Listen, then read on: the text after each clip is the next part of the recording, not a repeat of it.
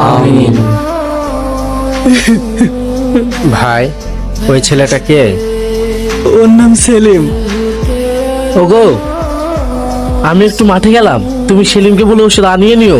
ওষুধ লাগবে না গো, এমনি ঠিক হয়ে যাবে। তাই বললে হয়? গায়ে তো অনেক জ্বর, ওষুধ না খেলে ঠিক হবে না। আমি সেলিমকে বলছি ওষুধ আনতে। সেলিম, সেলিম। কি হলো আব্বা? হ্যাঁ আসছি, আমি এখন রাখছি। হ্যাঁ হ্যাঁ আব্বা ডাকছে। বলো আব্বা। তোর মার খুব শরীর খারাপ, ওষুধ লেগে গা। আমার জামার পকেটে টাকা আছে, লিজা। ঠিক আছে আব্বা। আজকে মাঠ থেকে তুমি একটু তাড়াতাড়ি চলে এসো। ঠিক আছে, ওষুধ আনলে খেলিও। এই নাও, শোনো, আজ একটু তাড়াতাড়ি অফিস থেকে বাড়ি এসো তো। কেন, কি হয়েছে? আচ্ছা ঠিক আছে, নাকি একটু ডাকো তো। মনি, মনি। কি হলো মা? মনি, আমি শুনলাম তুমি নাকি একটা গরিব ছোট লোক ছেলের সঙ্গে মেলামেশা করছো।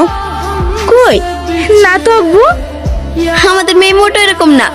যাও, অফিসে যাও, আর মনে করে তাড়াতাড়ি চলে এসো। হুম। মনি, তোর আব্বু এসব কি বললো? তুই আমার কাছে কিছু লুকাস না। হ্যাঁ মা, আব্বু ঠিকই বলেছে। আমি সেলিম নামের একটা ছেলেকে খুব ভালোবাসি।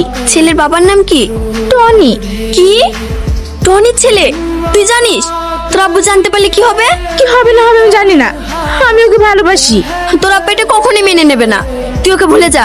না মা, আমি ওকে ভুলতে পারবো না। তোর কথা আমি মরে যাবো। মনি,